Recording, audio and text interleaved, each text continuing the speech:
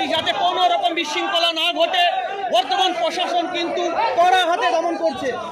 একদিকে দিলীপ ঘোষ বর্তমান দুর্গাপুর লোকসভা কেন্দ্রের প্রার্থী দিলীপ ঘোষকে দেখে কিন্তু জয় বাংলা স্লোগান দেওয়া শুরু করলো তৃণমূল।